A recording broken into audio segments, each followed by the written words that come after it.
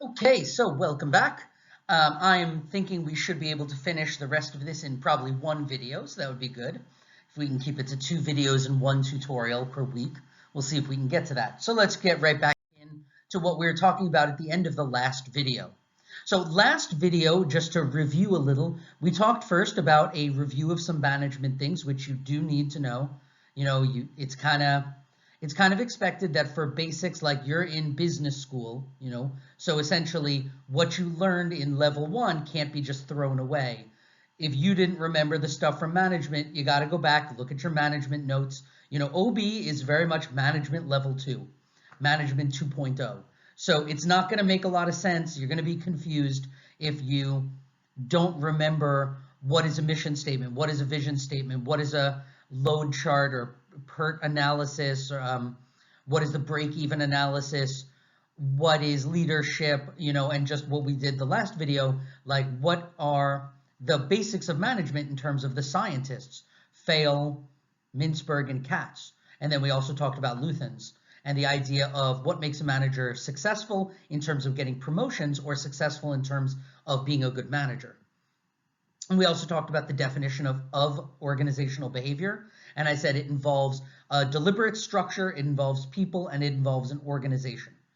So it's how, and we said, the people really are split into 3 groups, the individuals, the groups, and the organizations. So it's a systematic study. It's a scientific study of how individuals, groups, and organizations function in order to attain what? That would be a question I could ask you on the coursework or on the final exam, like, what's the purpose of OB? What's the point? And you got to know that. And what I was saying about taking notes, all of you right now, without any doubt, should have notes that say the purpose of OB is, because we just did that in the last video. And if you didn't take notes, you're kind of getting off to a little bit of a bad habit right at the beginning. If this was face-to-face class, I would walk around and say, do you have that in your notes? Okay, write that down. So the purpose of OB is effectiveness. That's the purpose, not efficiency, effectiveness, making sure that the organization achieves its goals. So the manager's job is to achieve the organization's goals through other people. OB's job is to achieve effectiveness through a systematic study of how individuals, groups, and structures interact. In order to do that, and then we talked a little about, what else did we talk about in the past video? What is OB? We talked about the organizational iceberg. I think that's mostly it. And now we talk about what makes up OB. So OB fundamentally is 5 different subjects put together. Each of these 5 subjects is kind of an old subject with a lot of history to it, but OB itself is quite a new subject. So traditionally you had something like economics. We don't talk too much about economics in this class, but obviously economics will affect an organization. And you have political science, that'll affect an organization too. And then you have the 3 core elements of organizational behavior: sociology, psychology, and anthropology. And those are the 3 that we really focus on in this class. And with psychology, we also talk about social psychology. These are called the disciplines of OB, and therefore we say that OB is a multidisciplinary subject. It's not a subject that's just one discipline like economics or psychology. This is multidisciplinary. It has a bunch of different ideas put together. So when we talk about psychology, we're talking about how animals and people think individually. This includes industrial psychology, which is what we're talking about in OB, the new kind of psychology that concerns how people think about work, what it means to think about, we're not talking about thinking about life or the universe or God or yourself. We're really talking about thinking about work. Social psychology, I said, is how people think when they're in groups, which is very different than how they think when they're alone. Sociology is the behavior of groups. Not how do individuals think in groups, but how do groups behave? So our class is a group, right? CIP is a group. Donghua is a group. Americans in Shanghai is a group. Australians in America is a group. people with dark hair and blue eyes is a group. And how do these groups behave? And we could say, how do foreigners in Shanghai behave? And we can attribute certain behaviors. How do rich Chinese behave? How do the children of rich Chinese behave? We can take these groups and give them these behavioral characteristics. And sometimes we are just giving stereotypes. We're just saying, oh, all people in this group act this way. And it's not really true. And in anthropology, we're talking about much larger groups. We're talking about cultures, Americans, Chinese, people from northern countries in colder climates. We're talking about really large groups of people. So what we have, and I've used this before, and you're going to see this again. So this is a slide you might want to bookmark or dog ear or something, because this is something you're going to see again. Often this is kind of a cornerstone of your coursework. And this chart right here shows all of the different areas that make up each of the sciences in OB. So you have psychology first. Now, what does psychology include? Psychology talks about, first of all, the individual. But what does it include? Well, it includes a lot of things, as you see. That includes motivation or personality or emotion, perception, learning, decision-making, job satisfaction, attitude, all of these different things that you saw from the last video that we're going to talk about. So we're talking about a lot of psychology. Psychology is really interesting. It's really important if you want to be a good manager. It's not what you need right at the beginning. It's not the first thing we talk about with management. If we're really starting, you want to open this company that sells watches in Shanghai. Well, the first thing that you absolutely need is not psychology. The first thing you need is some basic management skills. You need to be able to figure out, okay, how many watches do I need to sell to make money? What's my break even? How many employees do I have? How am I going to figure out what's my plan here? What's my goal? What's my strategy? How am I going to organize the people to do that? How am I going to be a leader to them? At that point, you don't really need to understand psychology. But once your business is starting to get going, then you really do need to understand it. You really need to think about, how are my employees behaving? And what does that say about them, about me, about this business? Then we get into social psychology. Now, social psychology is about the group, because it's about how the individual acts around other people. So how does your attitude change when you're around other people? How do you communicate with other people? How does the group make a decision? Communication, issues of conflict or intergroup behavior. All of these are how you behave in groups. Then with sociology, we have larger groups like Americans in Shanghai, foreigners in Shanghai, Chinese people in America. These are more sociology groups. And at that point, we are talking about an organization, right? Chinese people in America is a very, very large group of people. So at that point, we're talking about things like change, culture, technology, and then finally, anthropology, where we're also talking about organizations. We're talking like countrywide. When we talk about anthropology, we're talking about culture, environment, values, power, issues like that. And all of these things are issues I might ask you about on the coursework, because typically I sometimes ask, how do these different disciplines affect whatever story I give you? And we'll talk about that later.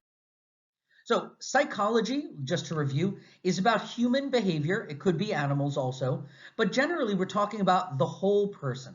That includes your perception, your attitudes, your motives, your values, all that stuff for the individual.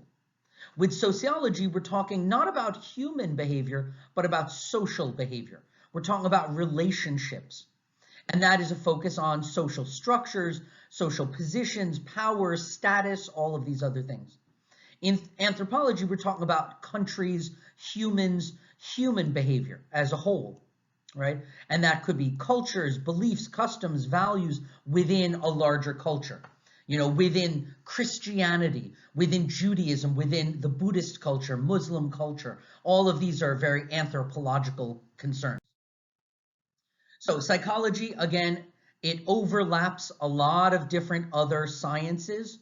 It's very, very broad. Obviously, people go to school and they get a PhD just in psychology, and then people become psychologists or psychiatrists. And their job is to listen to people and figure out the psychology, or to do clinical psychology and do experiments and study people.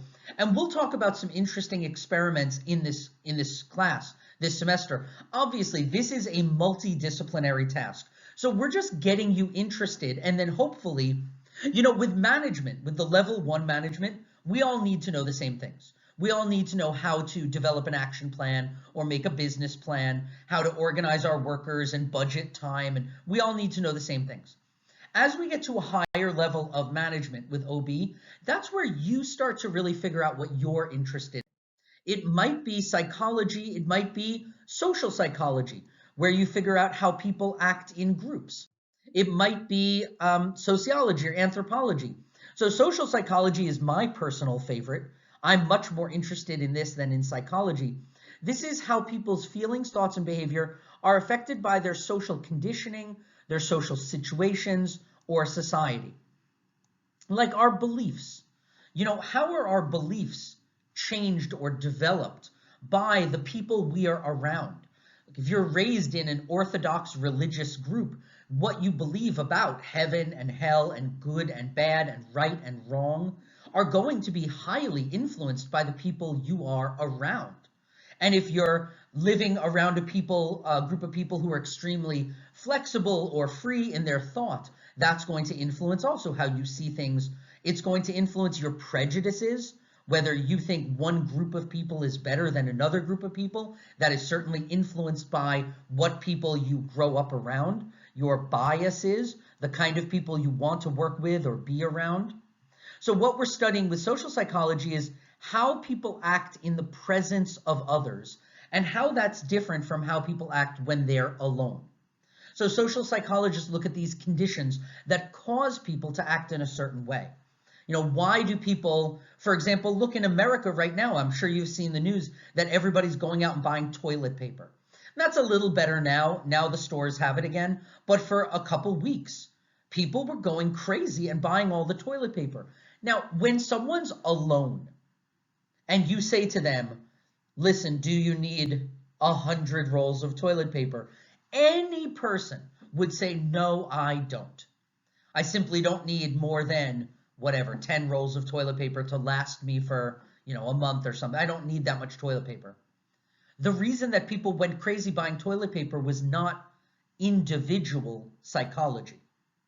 It was social psychology. That you go to the store and you see everybody buying 20 or 30 of these things, and you think, well, they must know something. I better buy some too. That's being influenced, being biased or prejudiced by what's around you, how people are behaving, and how that affects how we act. So much of the things that happen in the stock market are based in social psychology. So much of what happens in social media, Instagram, Reddit, Facebook, WeChat, WhatsApp, any of these things can really influence. Well, I guess not WhatsApp, they don't have a feed. But any of these things, TikTok would be a good example. TikTok can very much influence how people behave and what people think is a good idea or bad idea or funny or what's a challenge or all these things. Sociology is your culture, your environment, and anthropology is human beings and large cultures, religions, ethnic groups, and countries. So all of those things influence organizational behavior, how people behave at work. Right now, I might behave at work differently when I'm around a group of people. Let's say I start working at your company and I teach theater. And I start working at your company and every single person who works there is a model. The men, the women, they're all incredibly beautiful people. They're all dressed extremely well. They're all thin and tall and handsome and beautiful. That's going to influence me, whether I like it or not. Most people are simply not in control of themselves to just not be influenced. Or if I'm around, every single person who I'm teaching is a multimillionaire. That's going to influence me too, because these people could really, change my life or, that kind of thing. So what if all of these people are religious Orthodox Christians, extremely religious Christians who believe that I'm Jewish and they believe that I'm going to hell because I'm Jewish? because I haven't accepted Jesus into my life. And therefore, no matter what I say or do, no matter if I'm a good person who helps the homeless and helps the poor, no matter if I never care about money and power and all I try to do is help my fellow man, I'm going to hell. How's that going to affect how I behave around them? What if they're religious, I don't know, they're another religion. What if every single person in the company is Russian? And, what if every single person in the company is from New York, like me? How is that going to affect me? It certainly will have an effect on me. Whether it's a sociological effect, all these people are from my hometown, or it's an anthropological effect, all these people are Jewish, or all these people are American, or it's just a social psychological effect. These people are from all different countries and religions, but they're all models, or they're all millionaires. All of those are going to affect me. Now, another thing that affects us at work is our orientation to work, which is why are we there? Why do people go to work, Why do you guys go to school? You don't need to go to school. Nobody ever put a gun in your mouth and said, go to school or I'll kill you. Your parents might have pressured you, but that's just pressure. Why are you here? Is it because you want more money in your life? Is it because you want structure in your life? Is it because you want to learn these things? Is it because society says you should? I mean, we have to question. If we're not questioning things, then we're just sheep. We really need to question things. So why do people go to work? Some people go to work as a purely instrumental reason. Work is a tool, an instrument, right? Instrument is not only like guitar or violin. Instrument means a tool. And a lot of people say work is a tool. If I was rich, I'd never work again. Now, for me, that's not true. If I was rich, I would still work. I don't know what exactly I would do. I probably would still teach. I mean, I would love to teach theater full time, but there's no money in doing that right now. So, but I love teaching all the subjects that I teach. I would still enjoy teaching. So for me, work's not just a tool to make money, to buy clothes and rent an apartment and live. Work is more than that. But for plenty of people, if they were rich, they would never, ever go to work again because they work for an instrumental reason. Some people work for a bureaucratic reason. That's not really true for me either. But work for a bureaucratic person has a lot to do with structure. If you don't have school, and I'm sure you see this now, if you don't have to go to school, what time do you wake up every day? Do you wake up at 8 o'clock in the morning and you're ready to go by 9? You had breakfast, you're ready to start the day. Maybe some of you do. A lot of people don't. When they have a summer vacation or they're on vacation or they have a long weekend, people stay up all night, they wake up late, then they wake up early, then they're angry at themselves because they slept until 4 o'clock and they promise they're going to get up early tomorrow. And when you have work though, you know what time to get up, what time to eat lunch, where to sit, where the coffee is, what time to go home. I mean, talk about it, giving your life structure. And a lot of people really like that and really need that structure. And they find that when they work at home, they don't get as much done. They might get it done if they telecommute for one day a week, but if they're at home every single day, it's very hard to build that structure yourself. Solidaristic is very true for me. I definitely work for solidaristic reasons, which is social. I like to go into work and say, oh, hey, Vance, hey, Simon, hey, Anselm, hey, Eling, hey, Mei-Ling, hey, everybody, how you doing? Hey, whatever. So it's like lots of people get a part of their social life at work. I mean, I don't always go out to dinner or drinks with my coworkers, but I like them to be there. I like to know who they are. I like to be in a room every day with other people. I am not the kind of person who's comfortable sitting in my room alone every single day talking to a computer. I like to be around other humans. And with work, I get that. So that's solidaristic. It's, there's ego involvement with work groups. It's about who you are. I go to work and everybody knows my name. Students call me sir. People treat me with respect. I like that. I mean, it's not that I don't get that elsewhere. It's that it's just nice to go somewhere. And if you do a good job, people respect you for your work. It doesn't matter. There might be people who, whatever they do after work, I don't know, they just sit around and, watch TV and drink or whatever. But when they go to work, they get respect, because they are good at their job. And that can be very important. And people would never want to give that up, even if they didn't have to work. So different people work for different reasons. And the work ethic, whether or not people think I should work, that's a separate question. Because some cultures, some groups, some religions, some ethnic groups definitely believe that you should work. Not just because you should make money, but because you should work as part of life. And part of this has to do with the division of labor. That is a challenge to this idea, because the idea that you should work, well, the division of labor, which is an idea that came from Adam Smith in the late 1700s, and then was developed by F.W. Taylor, who I'm sure you remember from management, who talked about scientific management and the one best way. They said one of the best ways to do work is to divide the job. So instead of making a table, you just put the legs on a table and then give it to someone else. You put the leg on this table, you give it to someone else, you put the leg on. Now that's boring, just putting legs on tables all day. But as a group, we're going to get more tables finished. Now for me, as a teacher, I am able to read the textbook and then make the PPTs and then go to class and design the tests and grade the tests. And I get to do everything. But I have also worked when I was younger in training academies back before I moved to China.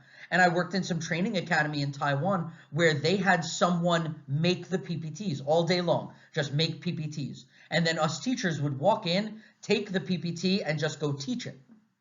Dividing the labor like that makes it harder and harder to have a work ethic, right? Because the ethic means you think you should work. Well, if I'm making a table, and we'll talk about this later in this course with the idea of the job characteristics model, but the idea is if I make a table from start to finish, I just have some wood and I have some tools, and every day I go in, maybe I have an assistant, and together we cut the wood and we sand it and we put it together, we hammer it, and then at the end, in a week or a month or whatever, we have this table. We're going to feel a great sense of accomplishment. We took just wood, basic material that nature gave us, and with our own hands and our own brain, we created something both functional and beautiful. There's a lot of pleasure and joy in that, and it can really motivate people. Well, when you take that away with division of labor, and now all day long, somebody gives me a pre-cut top of a table and 4 pre-cut legs, and I just screw the legs on and then bring it over here to this guy who's going to paint it, move it, paint another one, move it, paint another one, move it. The ethic changes, and now I go to work and I think, why am I bothering? Who cares? So that's one thing. The other is the destruction of continuity in employment. So in the past, people would get one job when they graduated university and do that job for 30 years. Maybe at some point they would, move to one other company and they would work there for 30 years. People had continuity. They continued to work in one job for a very long time. Well, now the average lifespan of a job is like 5 years. Lots of people live, they work in one job for 3 to 5 years, jump over to another job, 3 to 5 years, jump to another job, 3 to 5 years, 3 to 5 years, 3 to 5 years. Well, after that, it's very hard to have an ethic because you haven't grown up in any company. You're always looking for the next best thing. You're always trying to jump to something higher. So the work ethic has been kind of destroyed by this. Also, a sense of identity has very much influenced work these days. So even if people don't need to work, even if people don't have a financial motivation, work, in addition to providing structure, in addition to providing a social life, it provides a sense of who you are. Alain de Botton is a philosopher, and he's talked a lot about this idea that our society is unique right now because what you do defines who you are. So instead of asking people, like in the past, you would say, oh, who are your parents or where are you from? Instead, these days, people say, what do you do? Oh, I'm a lawyer. Oh, okay. Well, now I think I know all these different things about you. Because you're a lawyer, you must be very rational. Because you're a lawyer, you must be very cold. Because you're a lawyer, you must be very good at logic. I mean, because you're a doctor, oh, I know certain things about you. We're allowing people to define this sense of who they are by what they do for work. And people sometimes get ashamed of it. I mean, I've seen so many foreigners in China, and you say, what do you do? And they're like, I teach kids at like a training academy. It's nothing. It's just, like that is really dangerous in our society. The idea that this job, which helps people, provides money for you to live, there's nothing unethical about it. It's a totally ethical, reasonable way to make a living. And people are like, yeah, it's nothing. I don't do anything. And then at the same time, you have someone who's like, yes, I'm an equity stock trader. I trade stocks all day long. I mean, I don't produce anything. I don't really help anybody. I just take commodity A and move it to commodity B, and I take my money. I buy and sell stocks, and I just take my money. I don't actually contribute anything, but I make $1 million a year, and and they feel real good about themselves. And it's like this sense of identity that we get from our jobs can be really, really dangerous. But it's something we really need to understand if we are going to be second-level managers. We're giving people identity through the work. National culture is also very, very significant on why we work, how we work. So in England, they have the Protestant work ethic.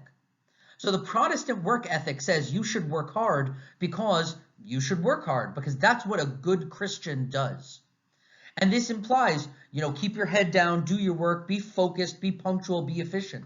Then you look at like French culture or Spanish culture, where sometimes the first hour of the day is kissing everybody, and the second hour is discussing gossip, and the third hour is going out and getting coffee and a croissant. If you did that in England, these would be sexual harassment, time wasting, and absenteeism.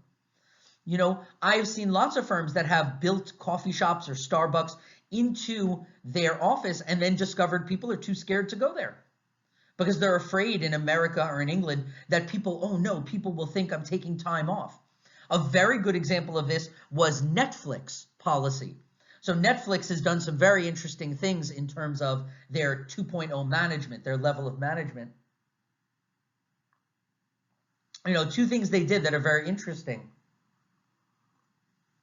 One, I don't know if it was the CEO or the vice president of Netflix said to all the staff, they released a memo that said, we are not family. So many jobs around the world are like, we're family. Come on, we're family. And Netflix was like, we're not family. I can fire you. You don't do a good job, you're gone. I'm not going to fire my mother because you're not my mother. You're not my family. I don't love you. We work together. And as long as you're good at what you do, I'll give you benefits. But if you're not good, you're gone. We're not family. That was one big thing. And the other was their time off, their holiday policy. And this is great, but they said it's terrible. But they said for vacations, take as long as you want, whenever you want. You want to go on vacation? Go.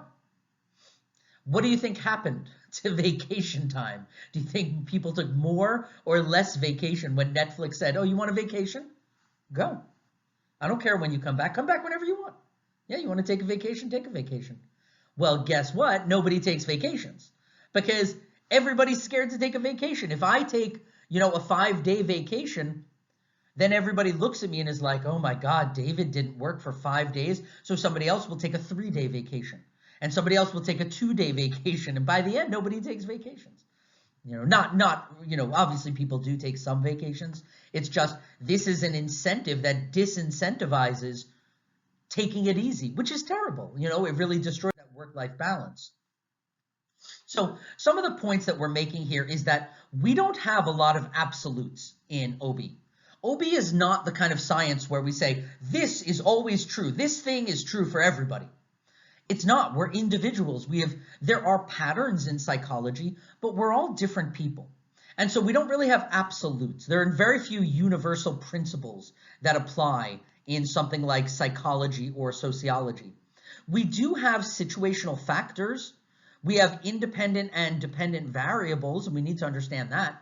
So we have situational factors. So for example, is your building a comfortable temperature? If your building is too cold in the winter and too hot in the summer, your employees will not want to be there. They will leave absolutely as soon as they can. That factor is going to influence something. Now, can you control the temperature of your building? If you can control the temperature, then that's an independent variable. It's something you can control. What if a situational factor is, what time do people get to go home? Does everybody have to stay until 6? Or do people have flexibility in their schedule? You can control that as a manager. What is that going to change? So if you change, the time that people go to work and come home, you change that. Maybe that you're going to see how that changes productivity. Productivity would be the dependent variable. So as I said, in OB, we're trying to make this as much of a science as possible, to make it quantitative, to use actual studies and be systematic, to figure out when we change one variable, how does that change other variables? So when we change an independent variable, that's what the experimenter changes. And we can change or control salary, temperature, work time, job requirements, dress code. There's a lot of things that we as managers can try to change. What are we trying to see? We're trying to see how it affects the dependent variable, what we're measuring, what we're testing, because it depends on the independent variable. And what we're looking for in when we do this as a manager 2.0, when we try to change the dress code, you don't just do it because you think, I think all the men should wear suits. I think the women should wear dresses. Where's that coming from? Is that just what you believe in your heart? I mean, who cares? Come on. This is a science. You want to be a good manager, stop using intuition. If that is an independent variable you want to change, you want to have a dress down day on Friday where people can be casual, have casual Friday. Okay, but you have to see, what are you measuring here? The experimenter is always looking for the possible effect on the dependent variable. So if I want to know if satisfaction goes up, so then I have a casual Friday, or I have a chocolate lunch Wednesday, and then after that I'm giving people surveys about their satisfaction levels, it's because I want to see, when I change things, how does that affect people? So for example, a basic example in science, imagine an experimenter is testing whether the brightness of light affects moths. Well, this brightness of light is the independent variable because this is what we're going to change. We're going to make the light more bright or less bright. And if any of you guys have studied the Hawthorne studies, which we will study in this class, you understand exactly what I'm talking about. This is the study that was done at GE, only it wasn't done on moths, it was done on humans and workers. What happens when we change the brightness of light? The people's working, their productivity is the dependent variable. Does that change? If the lights are bright or the lights are dark, how does that affect people's work productivity? And that productivity, how the people react, is the dependent variable. That's what we're looking to see. If I do this, does this change? If I do this, does this change? If I do this, does this change? What can I do to make productivity go up? Can I do this? Then productivity goes down. I do this, productivity goes up. I do this. That's what we're trying to do in OB, is be scientists. Try to understand as managers, it's not just about planning what you want your company to do and figuring out how you're going to budget the time, how do you allocate the resources, who should do which job, and what your benchmarks are. As managers 2.0, we're trying to really almost be experimenters and really figure out what's the best way now to deal with satisfaction, productivity, efficiency, all of these other things. So some of the things, that we can change how we employ people, virtual offices, flexible employment, shared space. We can change the conditions of our offices. We can change how we compensate, and compensation means pay people. We can change the type of employment. We can change categories. There's a lot of things we can change as managers. We are not limited. And what we're doing is trying, but we don't make changes without understanding what we're trying to measure. Okay, let's talk for a few minutes about some challenges of OB these days. What are the challenges? Why is OB so important these days? Why do we need to be managers 2.0? Why can't we just be managers? And yeah, as managers, we have to deal with technology. We have to deal with the changing nature of the workforce. But why is psychology or sociology or anthropology important? Well, first of all, and this is, not been, this is more true now than it has been in all of the years except maybe 2008. But 2008 didn't really affect, no, it did affect the global economy, but still not the way this stuff is affecting it. We have a tough time ahead of us. You guys are coming in as managers, and in one way that is a challenge, because there's less jobs, there's less money, it's a challenge. But in another way, it's a huge opportunity, because the way people did business before, kind of like the way it's always been, that thing's gone. There is no more way it's always been. You are the people who can come in and say, listen, I represent management 2.0. I don't do things the old way. I do things the new way to match the economy. We need now more than ever effective management.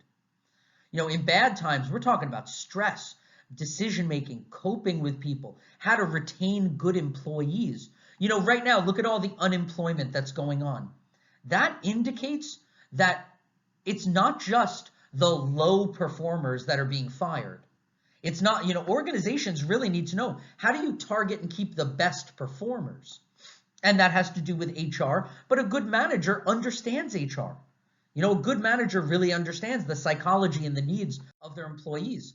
Globalization, obviously, with what's going on in the world now, there's more foreign assignments. You're working with more people from other countries. You're working online. Everything these days is moving towards low-cost labor. But if you move too much towards low-cost labor, you really lose the advantage of being a service-oriented country. Different cultural norms, different regulatory norms, diversity. And when we say diversity, we do not just mean, your race or your ethnicity. We also mean things like your age. Age diversity is really important. You're going to have more and more young people entering the workforce, but old people are not necessarily going to have the money to retire. So that can be a wonderful thing to target. A lot of companies specifically target workers over 65 to bring diversity in. There's a lot of studies that have shown that the belief that you should get young workers, they have the fire and the passion, that's all bias. That's all prejudice. It's actually not true. In fact, older workers have been shown to call in sick less. They're less likely to quit. They're more likely to be calm and have an even emotional balance. All of these things that we don't think about, but they're incredibly important in moving forwards with your business.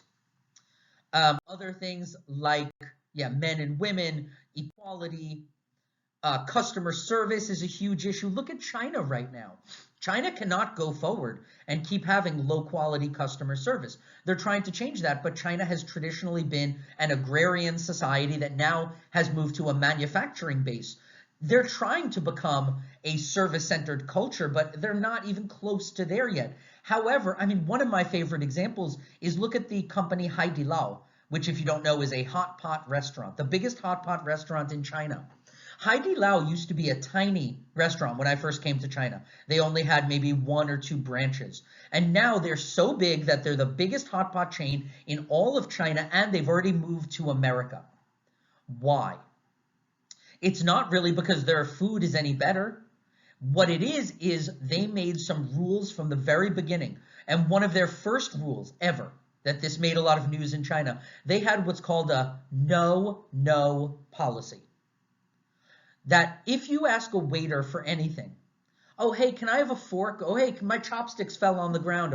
Hey, do you have a piece of like a plastic bag that I could put my cell phone in so it doesn't get dirty? Oh, hey, do you have something I could put on my jacket? Hey, can you see if they would make half of the order for half of the money? The waiters are not allowed, waiters and waitresses, the wait staff, they're not allowed to say no. They have to say, I'll check. And then they have to go check. Now, as someone who's lived in China for a long time, I have definitely had experiences where, like at a restaurant, to use this example, I've said to the waitstaff, like, hey, we've been waiting for, whatever, the chicken. Can you see if it's going to be ready? And the waitstaff would say, like, okay, I'll check. And I'm like, hey, could you like go in the kitchen and check? And they're like, yeah, I'll check. And they're clearly not checking. They're just standing here. And like that, as a customer, that makes me furious. I get so angry because it's such terrible customer service. Well, they made a simple rule at Haidilao. You can't do that. If you say you're going to check, you have to check. And you're not allowed to say no to a customer. You have to say, I'll check. That's it. That was the number one rule. Everything followed from that.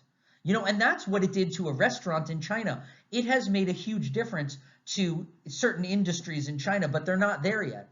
This idea of what we call a customer responsive culture is really huge these days. The customer service industry, as the countries get more and more advanced, United States is at 80%, all customer service industry. China's at 36%. Really, really low for a developed country. And what that means is they're not customer responsive. When you go to a store and you say, hey, I bought this and it's not working, can I talk to the manager? I've had many times someone say no. And I'm like, I want to talk to the manager. And they're like, no. And I'm like, is the manager here? And they're like, I don't know. I'm like, and now I'm angry. I'm like, what do you mean you don't know? Just look, just turn around and go. Is the manager there? And they're like, I don't know. When's the manager coming? I don't know. Have you ever met the manager? I don't know. What's the manager's name? I don't know. And it's like, it drives you crazy. But it's, it's a 36% customer service culture. It's very low. This is going to change. People skills, same idea with being customer responsive, incredibly important these days. Networked organizations, the idea of using technology. It's so fundamentally different being online, being a leader online. It requires different techniques to be able to be a leader of people online. How do you check on someone's work when you can't walk by their office and just open the door and look in and see what they're doing? Same with how do you be a teacher if I can't walk down the aisle and look at all of your desks and look at what you're writing? It requires really different techniques. And if teachers or managers or anybody doesn't study that, it's definitely going to lead to a decline in efficiency, productivity, and satisfaction. You can see that for CIP. If all of us teachers don't do anything to really change how we teach, we are going to have a decline in productivity, efficiency, and satisfaction. Social media is huge. Thankfully, CIP finally just hired Roland. I don't know if you've met him, but Roland is a dedicated social media guy. That's not the title. Social media advocate. I don't know what his title is, but his job is just to get CIP on the social media map, to get it into the social media landscape. That's really, really important. It's actually a full-time job. And a lot of companies don't recognize the importance of social media yet. Employee well-being. This is a huge one. And it's going to only get more important. Because what we mean here is not giving people more money. It's the idea of work doesn't sleep anymore. Because now we have a global workforce. People are always at work. People are at work anytime. People are at work any place. People are working longer hours per week. There's a lot of conflict as a result of that, and there's a lot less work-life balance. I don't know if any of you remember the, what's it called? 996, right? You guys hear about that? 996, Zhou Zhiliu. It was something that Ma Yun, Jack Ma from Alibaba, or formerly from Alibaba, God knows what he's doing now, but he was smart to give up control when they said give up control. But he made a statement on public television and in newspapers in China that got the youth of China very, very upset.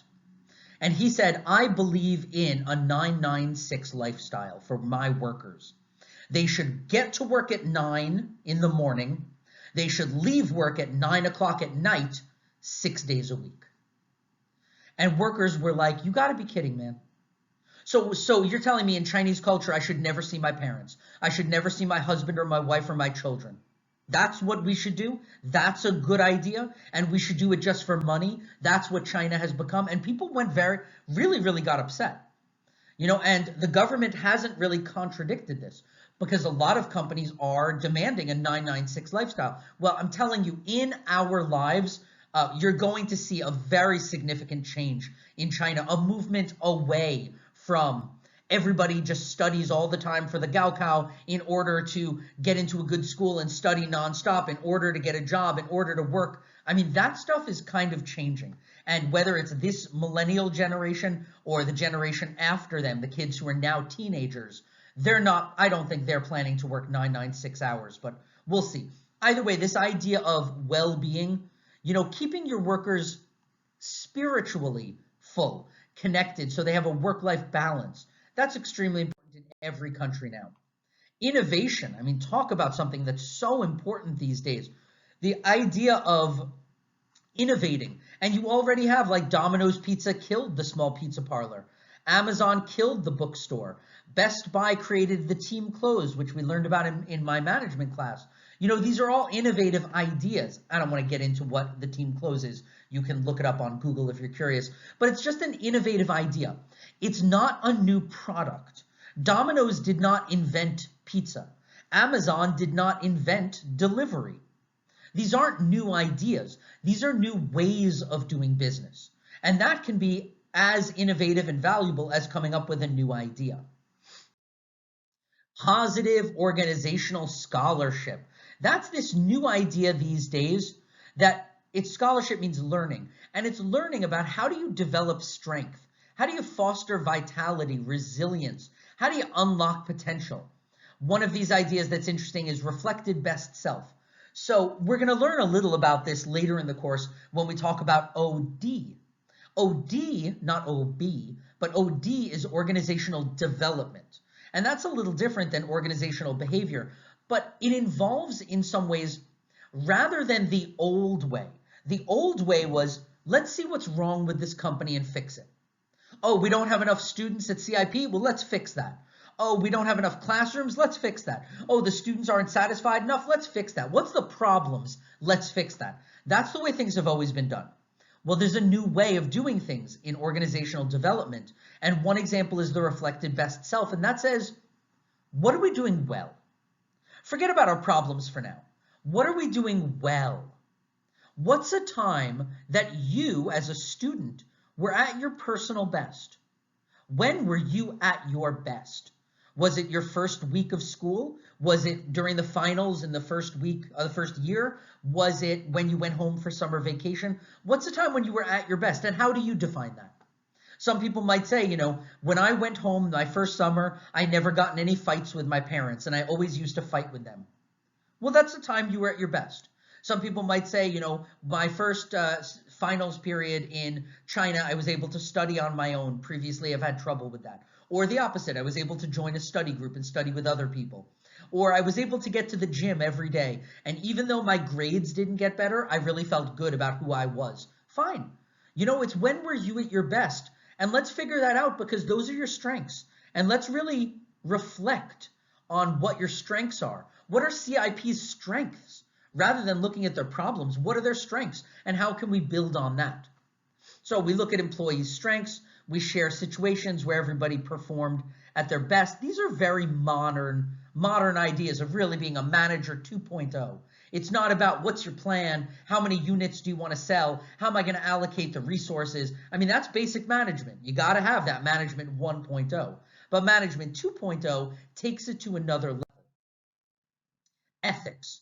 Ethics are a real big thing. You don't need that if you're just figuring out how to sell a product. But as we get to a higher level of management, we really have to understand dilemmas and choices and what is right and what is wrong conduct. What does this mean? What is good ethical behavior? We'll talk about it later in the course. Do we have a code of ethics? I mean, the problem is a code of ethics. Lots of companies, for example, they have this piece of paper. It's the code of ethics. Studies have shown that that means nothing. It makes zero difference in a company if you give everybody a piece of paper with the ethics on it. It doesn't matter. How the managers behave has an incredible impact. I said I had a bad manager who would come to work at 4 o'clock and tell us he didn't bother doing his own work. Well, guess what happened after he said that? Everybody started coming late. Nobody did their work. Nobody checked their emails. Why would we? He can give us a code of ethics. He can give us 100 codes of ethics. But how he behaves is the best reflection of what he considers to be ethical behavior.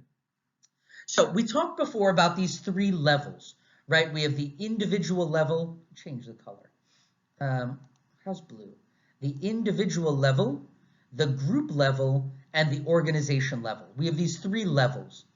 And for each of these three levels, we're going to look at what we put into a company, how that changes the company, and then what we get out. I'm sorry, not company, organization, the business. So this is what we're talking about. Let's look at these separately. So first of all, inputs. What goes in to making a good organization or business? You're the manager of this business. What goes into it? So things like on an individual level. So we're talking about the individuals. What goes into a company? Well, your personality goes in, the culture goes in, you know. So we have what kind of personality are the people who work at this company? Are they diverse people? What are their values? And we'll learn later the difference between a value and an attitude and a belief. You know, values really don't change over time, where beliefs can change very easily, right? You might, when you're young, believe it's not possible to really succeed if you don't go to a good school.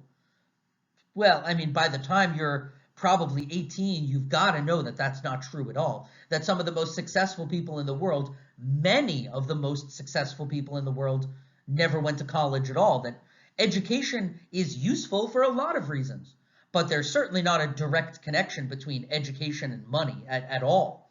There's certainly no direct connection between money and happiness. Definitely not. So different people have different values. These all go into a company. At the group level, what goes into a company? The structure, you know, what's the structure of the company? Do you have 10 levels where you have employees, then the head of the employees, then the department manager, the division manager, the senior division manager, the area manager, the senior vice president, the junior vice president, I mean, all of these levels? Or is it just like boss, employees? You know, what's your structure? What are your responsibilities? What are your roles? And then what goes in at the highest level? Things like culture go in. You know, so these are all the things that go in. That's not going to work. All the things that go into the company or the organization or the business. Then as you take in the people, the structure, the culture, this all gets changed and mixed together. So the processes are kind of like the verbs of the company. So you have all these people. Well, how do the people change the business? Well, the people change because they make decisions, right? The decisions are made based on their values or their feelings. People get different emotions. Maybe they came into a company when they were 22 and they're excited. They just graduated college. They can't wait. But this company, everybody's angry and everybody's stabbing each other in the back and everybody just wants money. And now this 22-year-old is now 23 and they're unhappy, they have a bad mood, they're not motivated, they perceive the world as being backstabby. I mean, all of these things can change on an individual level. How do organizations change on a group level? Where our communication helps us change. Do we have good leaders? Is there a lot of conflict in the organization? What about the organization level? What causes things to change? Human resource management, change management, all of these things cause us to change. And the final level, the outcomes. What comes out of the business? These are our dependent variables, right? These are the things that we are trying to change, whether we change the temperature of the room or we change the chairs or we change the clothes, the requirements, the dress code, we change the flexibility of the time schedule, whatever it is we change, we're trying to change the outcomes. Now for individuals, what comes out? Attitudes that people have, stress that people have, performance, citizenship, withdrawal. Citizenship is a big word in OB. It's a really important idea. And what that means is, like, you guys are citizens, right, of whatever country you're born in. I'm an American citizen. And you know, citizens often would like die or fight for their citizenship.